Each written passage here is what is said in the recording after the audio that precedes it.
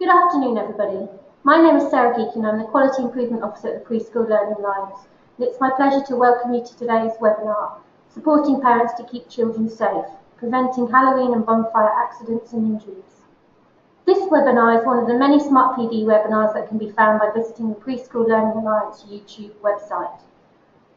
The leader of today's session is Melanie Pilcher, who is the Quality and Standards Manager here at the Preschool Learning Alliance. My role today is to act as a chair and to take any questions from members of the audience. Mel is leading on the session and will direct conversations. I will try and feed the questions during today's webinar.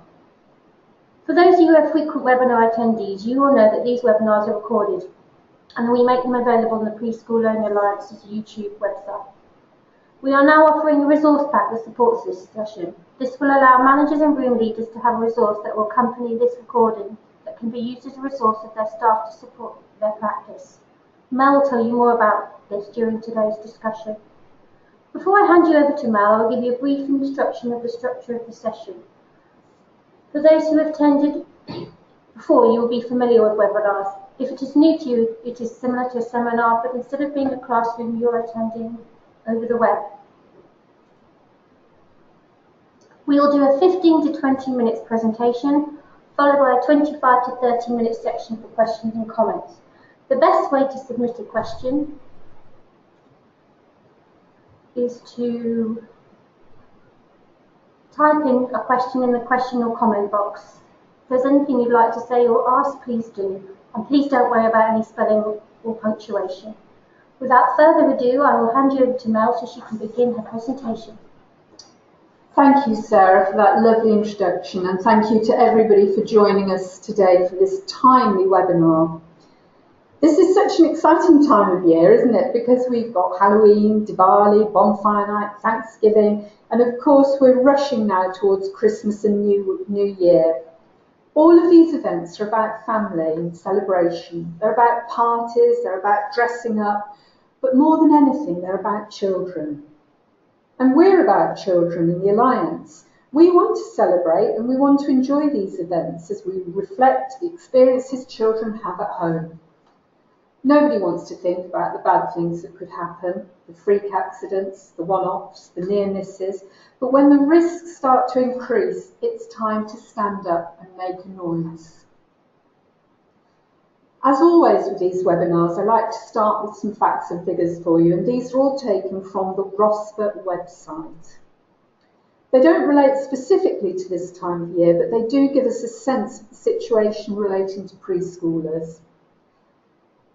So, unsurprisingly, children aged 0 to 4 years have most accidents at home, and some 30,400 children a year admitted to hospital aged under 5 years old as a result of an accident. ROSPA tell us that most accidents happen late afternoon, early evening, during school holidays or at weekends. And they also say that distractions and inadequate supervision are often the cause of accidents that involve very young children. And there's nothing new in this slide. We as practitioners know why children have accidents, but it doesn't help to remind ourselves, and it doesn't hurt to remind ourselves of this, and also to remind ourselves of how important child development is and our knowledge of child development, which actually tells us why children have more accidents. They are absorbed in their own immediate interests, and as we all know, they're often oblivious to their surroundings. They do only have a limited perception of the environment because of their lack of experience or development. And of course, they're not always aware of the consequences of the many new situations that they encounter daily. As ROSPA say, dark afternoons, early evenings heighten the risk of an accident for a child. And at this time of year, all these things combined make for a perfect storm when we start to look at the risks to children. Halloween costumes have become ever more popular as retailers maximise opportunities, and it's not just for Halloween too. Combined bonfire night and Halloween parties, excited children, often in groups, running around with their friends. Naked flames, candles and fireworks, but naked flames often on people's doorsteps as part of a Halloween presentation. Parents are distracted, as we would expect. There's a lot going on. So is it our role to promote safety at home? Yes, it is. As early as practitioners, we're seen as the safe source of information. We build relationships with families and we reflect this in the experiences, cultures and traditions that we try to reflect in our own settings. We can do something. If we look at the EYFS and what it says about the role of the key person, we are there to help support and guide a child's development at home as well as when they're in our setting. And we can do this with parents by highlighting dangers, by providing them with information, by offering them alternative ways of doing things. And as always, we strive to work in partnership to teach children alongside their parents.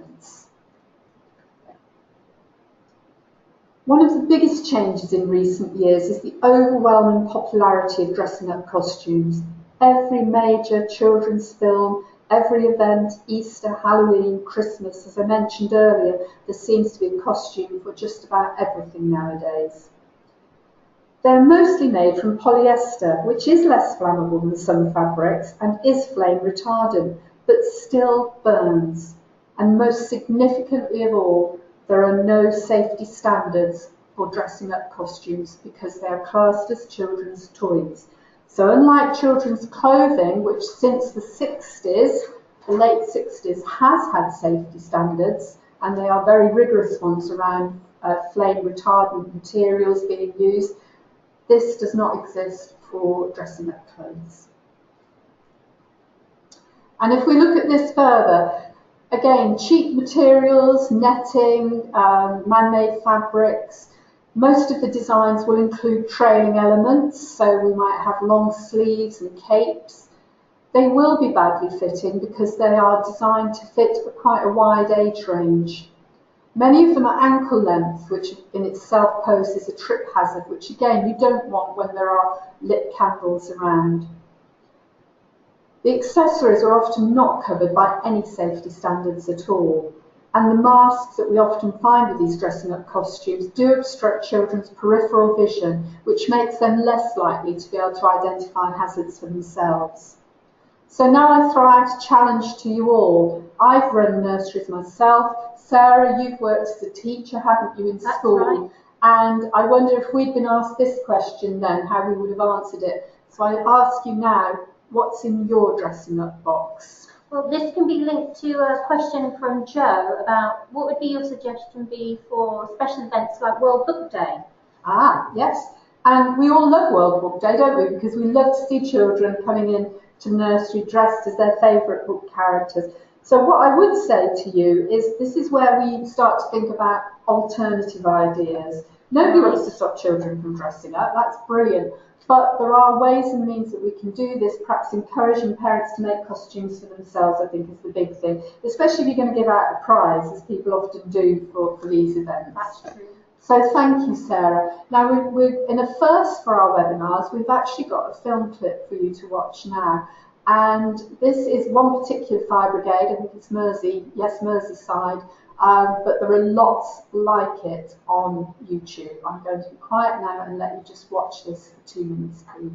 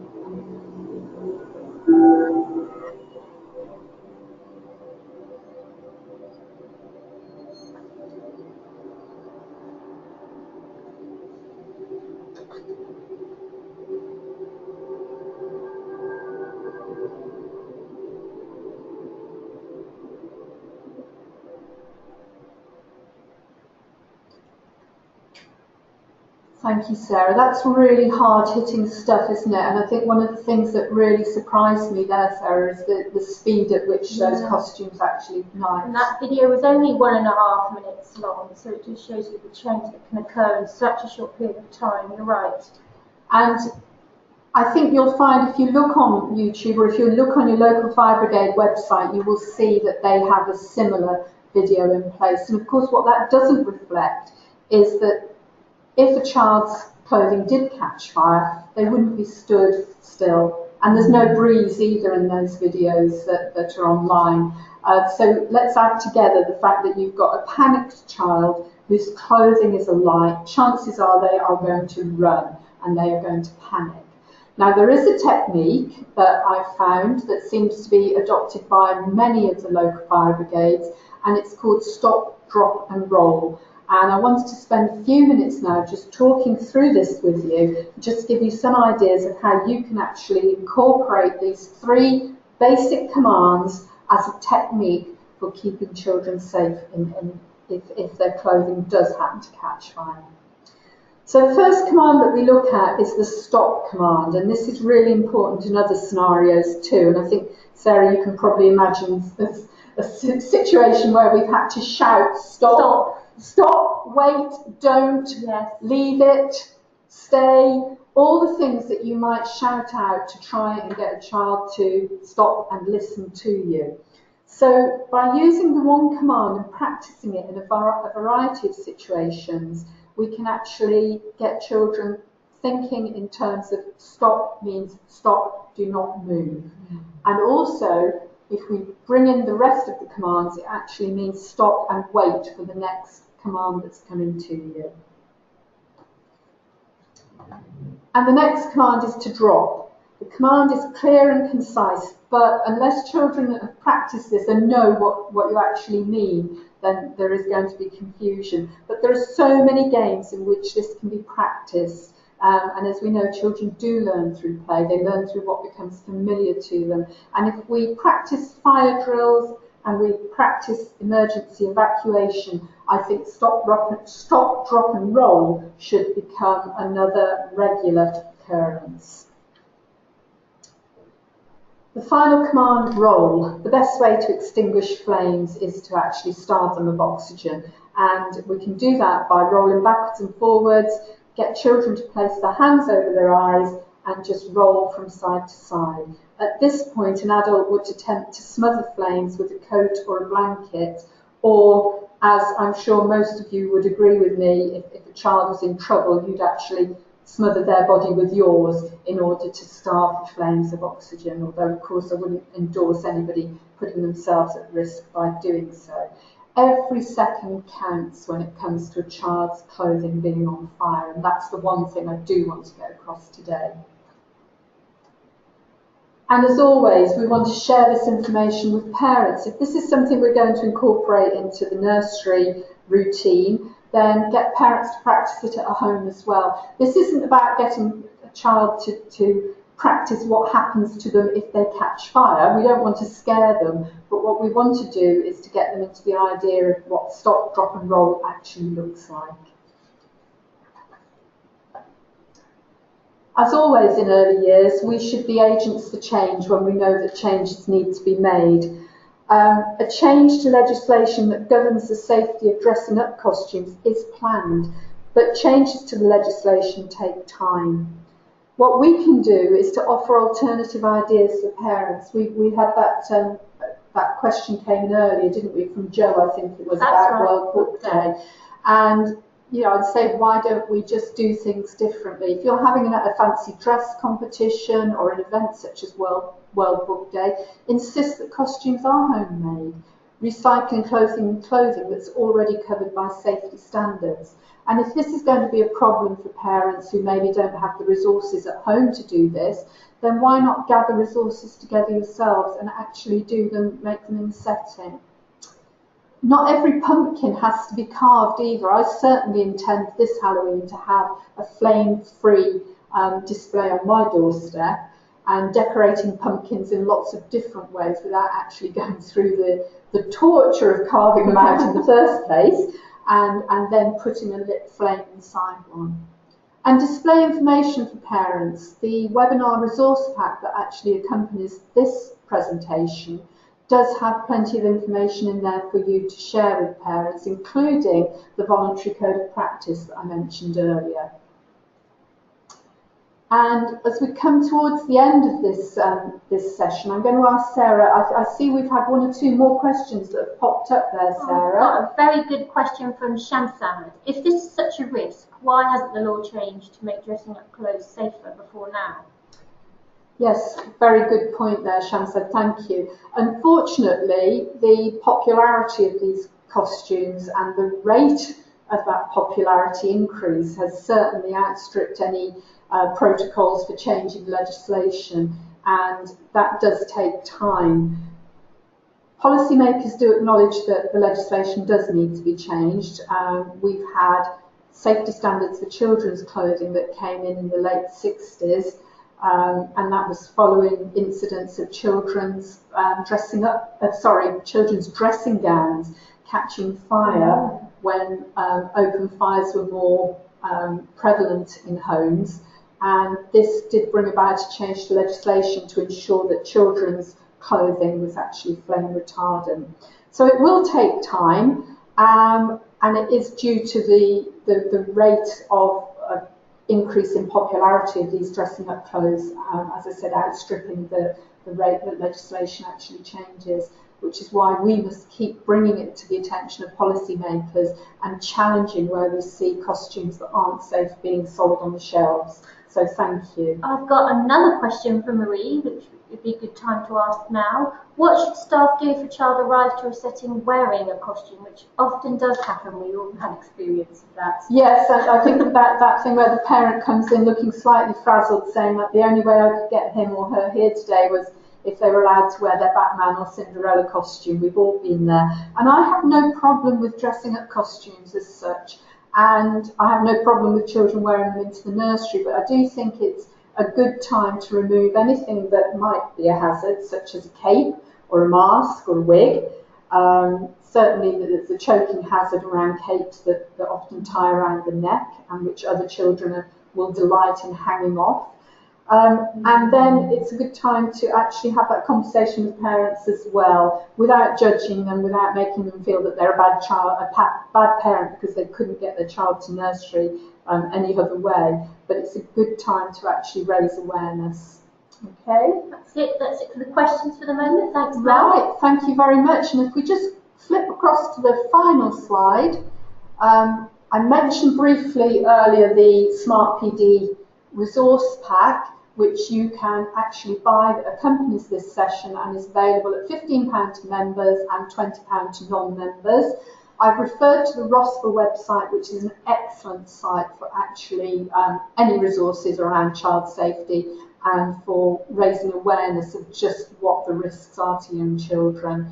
The London Fire Brigade or any regional fire brigade website will have a wealth of resources and activities that you can do with young children. And again, their aim is to raise the awareness of the dangers in the first place so that we're not having to act as we are now to try and prevent accidents that should never happen in the first place.